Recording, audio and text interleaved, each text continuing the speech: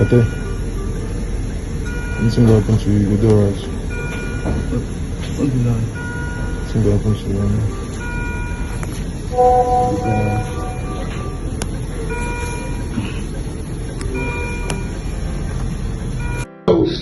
Hey, sister! But more try to remember, say, every birthday, whether few days before and few days after, that birthday period, everybody have 40% chances of dying. Hi everyone, welcome back to this YouTube channel, True Dreams with Lady T. It's your sister, your friend, it's your girl. If this is the first time you just did a post for YouTube, you just come across this our channel, please consider to hit the subscribe button, click on the notification bell so you will know anytime we post video. Yeah, thank you so much for coming around again and God bless. For this our channel, now Tori now with the talk and now Pidgin English will tell the Nakawa Tori for yeah. We are not just here to talk. We are here to say a story that will save life, that will change life, that will also change situation of things. If you share this video, you are going to save someone today. So today's topic is from birthday to death day. You just get one of our brother video where we say it just go viral, it don't die, and I pray that may so rest in perfect peace. And I also pray for the family that God will give them the hearts or the strength to bear this great loss. You know, it's not easy for someone to lose somebody when we say you love. Anybody when there for this life, there must be somebody when we say you miss them. No matter how good or bad, there must be. So now we want to talk about birthday and death day. So you see this guy, according to what they write during the video, they say he died on his birthday. Why some say no, not be that very day, but now a few days after the birthday. So person die few days after birthday or few days before birthday.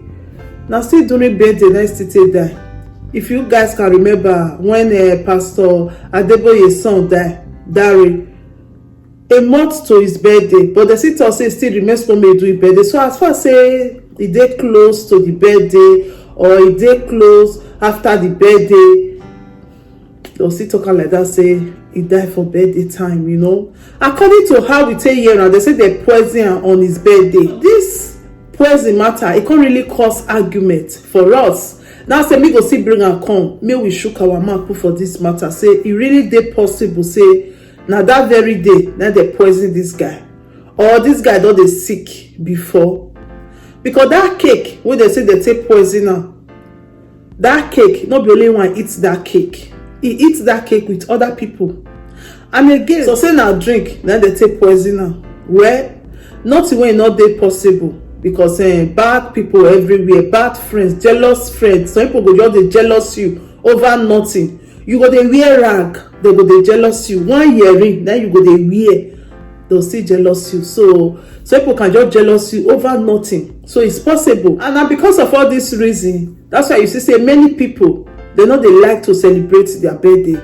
Many people know they like at all. If they want to celebrate their birthday, they just like to just stay alone with their family. They just do inside house, or they just go restaurant with their husband or wife, just do an enter house. Or better still, just do for inside their house and thank their God that very day. And so many people come to they like to celebrate birthday now, because celebration of birthday don't really cost a lot. If you guys can remember, not be saying now it starts. It don't start all the days. If you guys can remember, for Bible, wetin made they cut John the Baptist's head?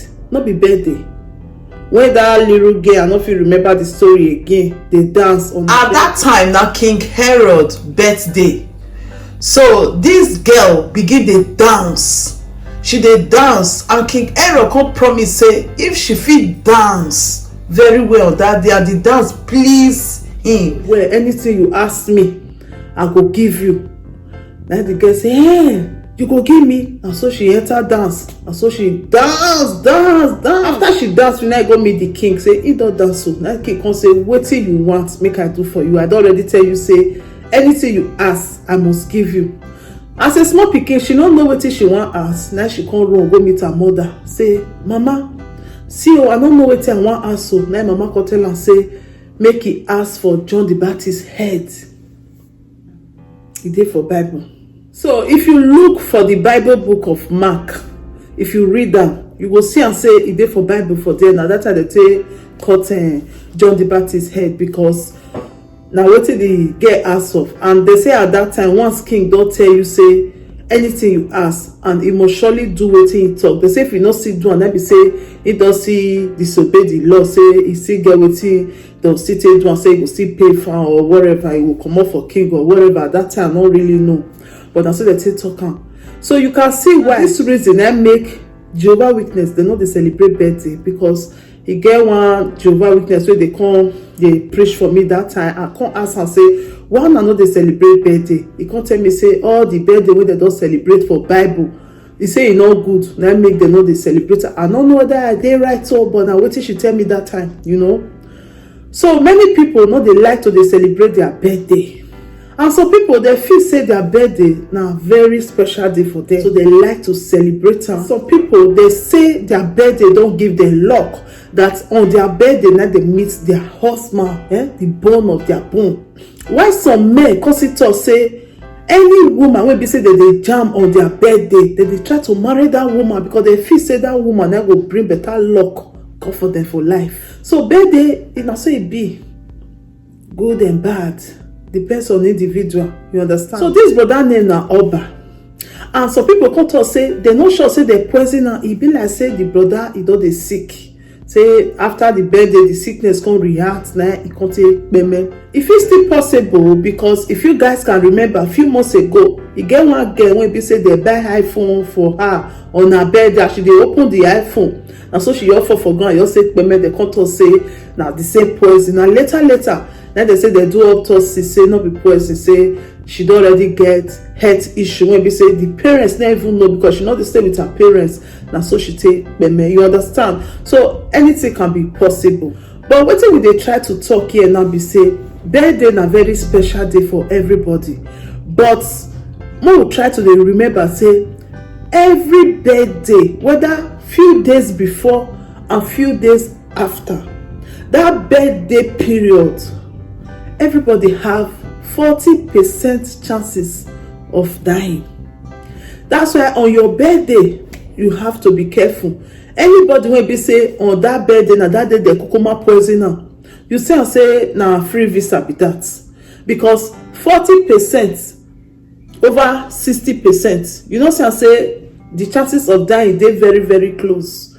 So that's why we need to hold God close, hold God strong, and be prayerful, not only before or after our birthday, all the time. That's why the Bible say pray without ceasing, because this world is full of wickedness. When people know all this about you, they will try to be throwing arrow, but as they throw the arrow, now so God go dey send them back to sender. And I dey pray right now for you when they watch this video, say any arrow or any stone or any pit wey be say they plan for you, and your hand clean for inside, the person wey said that, go use the head take carry am. Na so e dey be. Na who get load na dey carry am, na who dig pit na dey fall for inside. Na so e dey be. And also again, e good maybe say we still dey take care of our heads, because na only African people now I know say go hear something go happen to. They'll say they don't poison now, or na friends, so now this sometimes maybe it not mean say they not they do how they do am. Many wey be say they don't do, but bad thing when they happen for the world, it not let person they know which one be good one, which one really do am, or which one not really do am. That's why we need to be careful, try to avoid too much of friends. Try to, I know say person not they no friend finish. That's why you continue to dey pray that make God dey expose every unfaithful friend for your life. Sometimes God dey expose them, but we go say no, we'll see they drag ourselves, they go, maybe because we don't like them for one thing or the other, and something go they happen. God go they use how they show you sense, God go they use how they open your eyes, say this person see, but we know they know, because before bad friend do you something, e don first do wey be say you dey overlook, and God dey use how they give you message, they tell you say this person be careful for am, but you no go hear, our body no go tell us, you understand. And also most they take care of our head. Our head dey very very important. I know they too blame us because of where we from come, Africa. We no dey even dey think of say how many people get doctors for Nigeria. When me dey Nigeria, I no know other person dey get personal doctor. I no even know. Now when I come obodo oyibo here, now I even know say even common people like me wey be say nobody even know, go come see get personal doctor wey be say something go dey do you, your doctor say na your doctor be this. God really give obodo oyibo people sense, and I pray one day me our Africa may still be like obodo oyibo. You see am say people no go dey die like fowl for Africa again, because the way people dey die, the rate wey people take dey die, small thing wey be say e no reach to even take person life, but for that Africa, especially my country Nigeria, the person dey go. I tell you, because lack of no medication. I don't know when God go allow all this to end. We dey for obodo oyibo today, we dey enjoy the life of obodo oyibo today, but what about our family back home? We go fit carry all of them come here? No. What about those who not get opportunity to take come? We are struggle to be here today. What about those who not see that opportunity? How they go feel? God, that they pursue fly come up for cow, we not get it. Well, I would like to stop this video for you. I just want you to drop your opinion down here. What do you think about birthday celebration? It good to celebrate birthday or e no good? You feel say this guy when he still die so now poison, now they poison her, or he get health issue? What do you think? Leave your opinion down there. Your opinion is very, very important, and I believe that your opinion will help someone today. Thank you so much for watching. We are not just here to talk. We are here to say a story that will change life, that will save life, that will also change situation of things. If you share this video, you are going to save someone today. If you have not subscribed to this YouTube channel, please consider to hit the subscribe button, click on the notification bell so you will know anytime we put video here.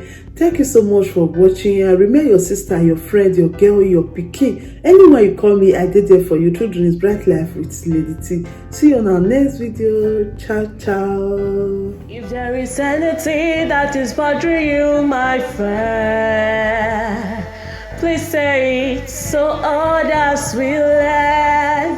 Bring it to True Dreams with Lady T, and God will be your strength. Bring it to True Dreams.